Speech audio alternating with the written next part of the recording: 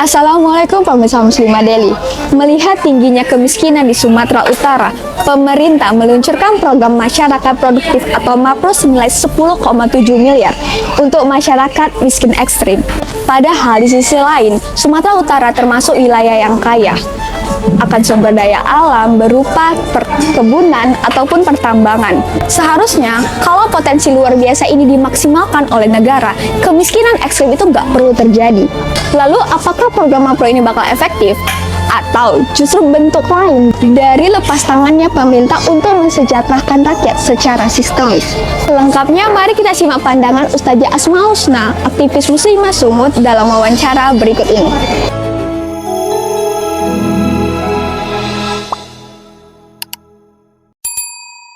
Laporan BPS menunjukkan ekonomi Sumut tumbuh 5,03% dan angka kemiskinan turun 0,12% poin. Namun, realitanya kemiskinan di Sumut masih sangat mengkhawatirkan.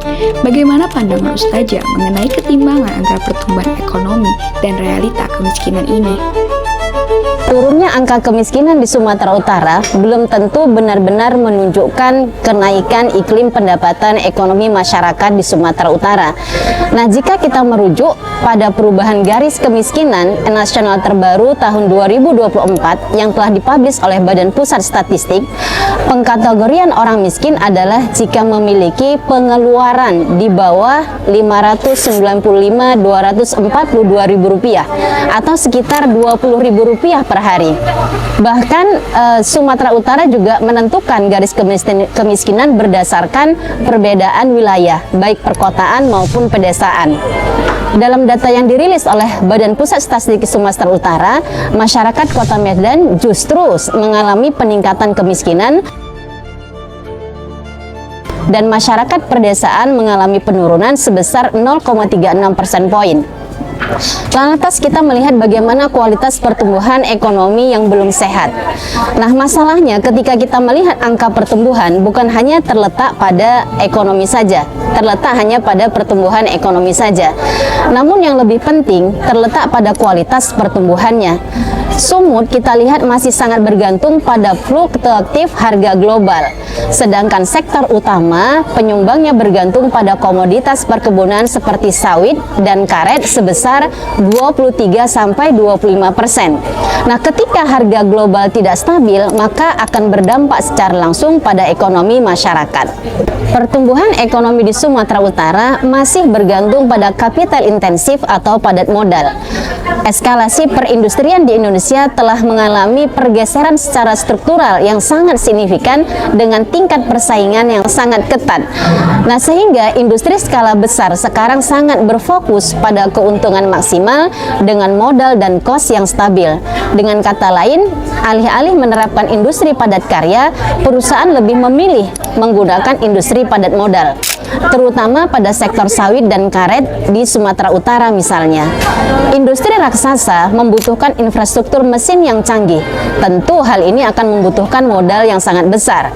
Akhirnya menjadi sangat masuk akal ketika perusahaan-perusahaan besar ini menginginkan mendapatkan investasi dari luar, begitu ya, investasi dari luar untuk menyokong produktivitas perusahaannya. Maka industri akan meningkatkan nilai perusahaan karena harus menjaga interest para pemegang saham agar tetap mempertahankan investasi pada perusahaannya. Memang benar, menerapkan industri padat modal lebih efisien dan lebih efektif bagi perusahaan maupun bagi pemerintah. Pemerintah membutuhkan support dari perusahaan-perusahaan industri untuk membantu meningkatkan output perekonomian di daerah. Namun, efek samping dari hal ini adalah semakin minimnya penyerapan tenaga kerja manusia. Nah, karena penggunaan mesin lebih mampu menghemat kos perusahaan ketimbang membayar tenaga kerja manusia. Alhasil, kue ekonomi hanya berputar di segmen menengah ke atas saja. Perputaran ekonomi di Sumatera Utara masih belum merata.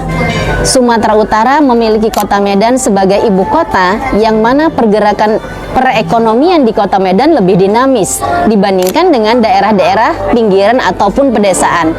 Kesenjangan ini menyebabkan kurangnya perhatian pemerintah pada akses ekonomi di desa seperti infrastruktur, peralatan peningkatan pengolahan bahan mentah, dan lain sebagainya. Sekalipun daerah tersebut menghasilkan komoditas utama seperti daerah Nias sebagai penghasil kelapa dan karet misalnya, namun masih didistribusikan dalam raw material atau masih bahan mentah. Nah, sehingga mengakibatkan nilai tukarnya juga rendah. Nah, inilah yang menjadikan Nias menjadi salah satu provinsi miskin di Sumatera Utara. Sejak 2023, pemerintah daerah menjalankan program MAPRO atau Masyarakat Produktif di wilayah miskin seperti Batubara, Nias, hingga Samosir. Namun, kemiskinan di Sumut tetap menjadi masalah serius. Lalu sejauh mana prospek program ini ke depannya menurut Ustazah? Kita menentukan bahwasanya program masyarakat produktif ini efektif atau tidak efektif, maka kita melihat terlebih dahulu apa sebenarnya definisi miskin, gitu ya. Nah, jika kita mengacu pada definisi miskin, maka kita akan melihat bagaimana yang namanya miskin itu merupakan kondisi manusia ketika mengalami kesulitan karena tidak memiliki sumber daya dalam memenuhi kebutuhan pokoknya baik sandang, pangan, dan papan. Sedangkan kemiskinan adalah segala sesuatu yang berkaitan dengan keterbatasan kepemilikan sumber daya oleh sekelompok orang yang mengakibatkan ketidakmampuannya dalam memenuhi kebutuhan pokok. Nah, berdasarkan definisi ini, maka kita melihat hal yang sangat aneh jika kita mengatakan masyarakat Sumatera Utara itu mengalami kemiskinan. Karena apa? Sumber daya alam Sumatera Utara sangat melimpah, sangat cukup untuk bisa memenuhi kebutuhan pokok semua masyarakatnya. Oleh karena itu, ketika kita berbicara terkait dengan pengentasan kemiskinan di Sumatera Utara, tentu kita tidak bisa hanya berpacu pada pembentukan program-program, karena kemiskinan itu sendiri disebabkan oleh permasalahan yang kompleks dan struktural. Program makro sendiri lahir dari bagaimana mengatasi kemiskinan yang sangat ekstrim. Ini merupakan stimulus yang tidak tepat sasaran. Setelah berjalan 2 tahun lebih, ternyata Sumatera Utara masih bergelut dengan masalah kemiskinan. Nah, setidaknya ada beberapa kritikan yang bisa kita lihat dari program MAPRO ini sendiri. Nah, yang pertama, pemerintah daerah masih menghadapi kesulitan dalam verifikasi dan validasi data masyarakat desil 1-4. Nah, yang kedua, bantuan yang salah sasaran. Nah, di mana pemberian bantuan justru diberikan kepada masyarakat perkotaan, seperti di Kota Medan. Nah, sehingga hal ini mengakibatkan disparitas pendapatan dan fasilitas dengan daerah pedesaan. Dampak inflasi pun semakin mempengaruhi turunnya daya beli masyarakat setiap tahunnya, di mana hal ini juga bisa meningkatkan angka kemiskinan. Ketika masyarakat mengalami penurunan daya beli, maka perputaran ekonomi secara real juga melemah. Nah, kalau kita melihat sebenarnya apa yang menyebabkan atau yang menjadi akar masalah dari kemiskinan ini, nah, maka kita bisa melihat pemerintah daerah ternyata mengabaikan masalah akar dari persoalan kemiskinan ini, yakni apa? Pengaruh sistem ekonomi kapitalisme industrial sebagai konsekuensi dari penerapan sistem ekonomi kapitalis itu sendiri. Dalam sistem kapitalisme industrial, para kapitalis menguasai dan hidup dari dukungan sarana produksi dan modal yang dimilikinya. Sumber pendapatan utama mereka adalah laba, bunga ribawi, dan sewa dari kepemilikan mereka dari ke atas kapital ini. Pada tahap ini, perusahaan atau pabrik cenderung menafikan tenaga kerja karena munculnya mekanisasi atau penggunaan mesin di dunia industri. Dalam sistem ini, peran negara lebih bersifat mendukung daripada mencampur tangani atau mencampuri tugas atau fungsi yang dijalankan oleh pasar atau kendali kapitalis. Atau bisa kita katakan negara malah berlepas tangan, hanya mereka itu berfungsi sebagai regulator semata. Nah, dengan kata lain, sekalipun Sumatera Utara memiliki lahan atau sumber daya alam yang melimpah, tapi eksploitasi dan eksplorasinya justru diserahkan kepada para kapitalis dan pasar bebas yang justru menyebabkan ketidakstabilan harga-harga bahan pokok di tengah-tengah masyarakat. Karena memang sifat dari ekonomi kapitalis ini mementingkan keuntungan materi semata. Nah, dampak lebih lanjutnya ya ketika tadi menggunakan mekanisasi atau mengenyampingkan penggunaan tenaga kerja manusia yang tidak masuk dalam perhitungan para kapitalis industri, ini menyebabkan tingkat pengangguran tinggi atau terjadinya pemutusan hubungan kerja secara massal. Kondisi lain menyebabkan banyaknya rumah tangga mengalami disabilitas finansial secara drastis. Seperti kita bisa melihat banyak rumah tangga yang melakukan pengurangan anggaran belanja rumah tangganya, terutama pada konsumsi bahan makanan. Nah, kemudian juga banyak yang kehilangan akses terhadap kesehatan, kemudian juga kehilangan akses terhadap pendidikan, dan bahkan karena semakin besarnya himpitan ekonomi, banyak yang mencari jalan pintas. Akhirnya mereka banyak melakukan tindakan kriminalitas. Nah, oleh karena itu, kemiskinan biasanya berjalan beriringan dengan tingkat pengangguran yang tinggi, pendidikan yang rendah, gizi buruk, dan kriminalitas yang tinggi pula. Nah, melihat alur yang seperti ini, program MAPRO jelas tidak relevan apabila tujuannya untuk mengentaskan kemiskinan. Lalu, bagaimana sebenarnya Islam memandang persoalan kemiskinan ini? Dan adakah cara untuk mekanisme pengentasan kemiskinan dalam Islam, Ustazah? Berdasarkan penjelasan para mufasir yang diambil dari Al-Quran dan hadis, pengertian miskin adalah orang yang memiliki harta, memiliki pekerjaan, tetapi tidak mampu mencukupi untuk memenuhi kebutuhan pokoknya sehari-hari seperti untuk kebutuhan pangan, sandang, dan papannya. Nah, sedangkan kemiskinan dipandang sebagai sebuah kesulitan atau kemuskilan ya, yang harus diatasi. Orang menjadi miskin karena disebabkan banyak faktor. Untuk itu kita harus berusaha untuk mengatasinya. Nah, kemiskinan ya, kalau kita lihat ada yang berdasarkan atau kemiskinan yang dibuat secara kultural ya, atau kemiskinan itu disebabkan oleh faktor karakter ataupun kebiasaan seperti malas atau memiliki etos kerja yang rendah, boros, dan lain-lain. Nah, ada juga kemiskinan yang disebabkan oleh natural atau secara alamiah ya. Nah, ini disebabkan apa? Ya, faktor-faktor alam yang berkaitan dengan sumber daya manusia. Ya, seperti ketika seseorang memiliki cacat baik secara fisik ataupun secara mental, atau ketika terjadi yang namanya bencana alam, perubahan iklim ya, ataupun karena ada faktor pengaruh dari kesuburan tanah. Nah, kemudian ada kemiskinan yang diakibatkan secara struktural. Nah, apa kemiskinan secara struktural?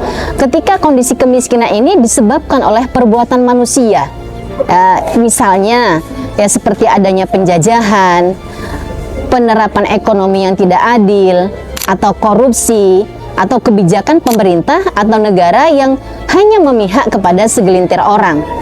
Nah, bila kita melihat bentuk kemiskinan yang ada di Sumatera Utara, nah kita bisa melihat maka kondisi kemiskinan yang terjadi ini adalah kemiskinan yang disebabkan oleh struktural.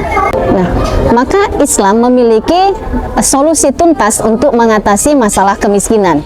Nah, yang pertama dalam pandangan Islam, negara memiliki fungsi sebagai ro'in atau sebagai pengurus atau pelayan umat. Nah, ini berbeda cara pandangnya dengan sistem kapitalis. Kalau tadi sistem kapitalis itu negara hanya berfungsi sebagai regulator, hanya sebagai pembuat aturan, atau tadi kita katakan negara bahkan tidak campur tangan dalam rangka mengatasi masalah kemiskinan, hanya sebatas membuat program-program semata.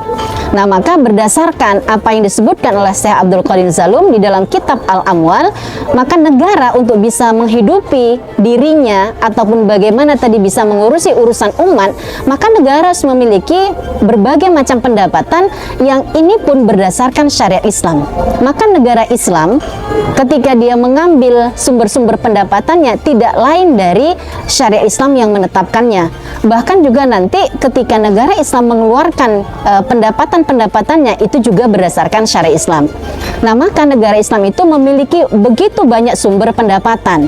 Nah, diantaranya ada ghanimah atau harta rampasan perang, kemudian juga ada humus ataupun juga dari pungutan dari tanah-tanah seperti kharajiyah, kemudian usyuriyah, kemudian negara juga akan mengurusi harta milik umum ya, kepemilikan umum, kemudian memiliki harta negara, Nah, kemudian juga negara khilafah itu akan memiliki sumber-sumber pendapatan seperti ketika ada pejabat ya yang mendapatkan harta secara haram, maka negara akan menyitanya.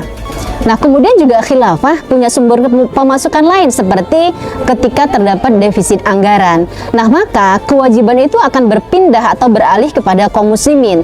Lewat apa? Lewat mekanisme apakah nanti negara meminjam kepada kaum muslimin ataukah negara itu akan memungut dharibah ataupun pajak.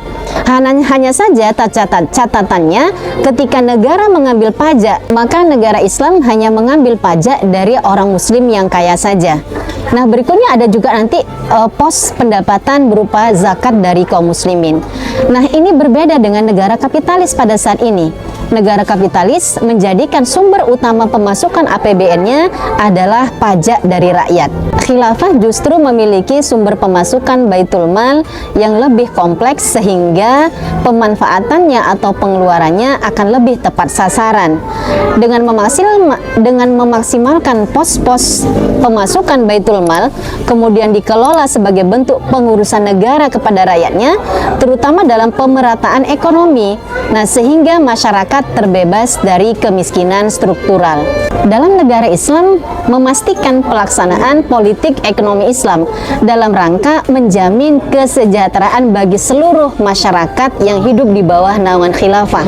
Dengan apa? Negara menjamin penyediaan lapangan pekerjaan bagi laki-laki yang baligh sehingga mereka mampu memberikan nafkah kepada keluarganya. Untuk mewujudkan sumber daya manusia yang unggul, maka negara khilafah pun akan menyediakan fasilitas untuk pendidikan. Dan bahkan tidak hanya sekedar ya akan diberikan pendidikan yang hanya sebatas menjadikan mereka mampu untuk bekerja di industri-industri.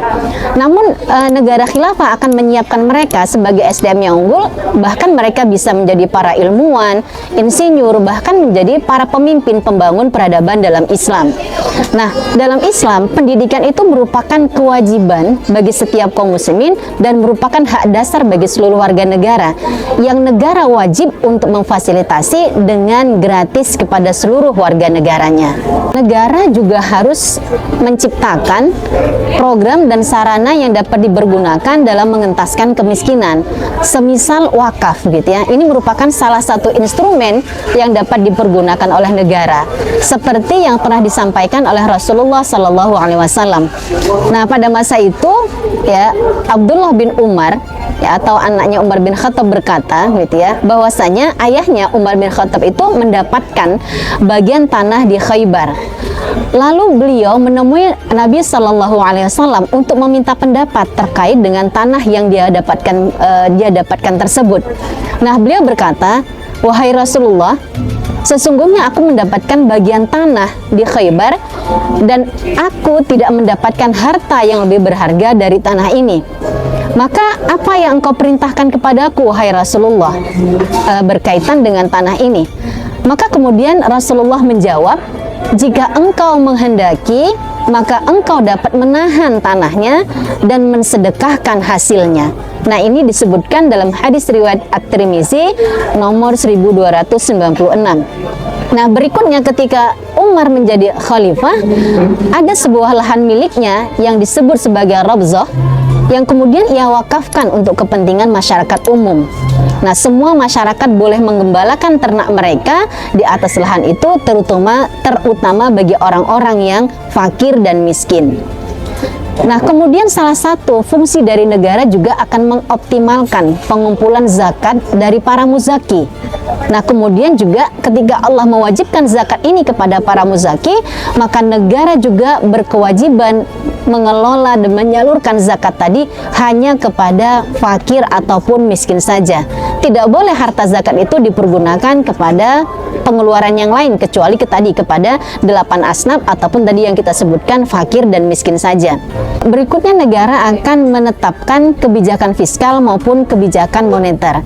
Nah, pada kebijakan fiskal, maka negara akan mengatur strategi bagaimana pengelolaan terhadap pemasukan maupun pengeluaran keuangan negara. negara.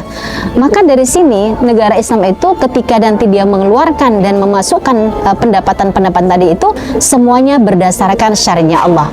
Maka disinilah tidak akan ada letak ya penyalahgunaan ataupun korupsi oleh pihak tertentu.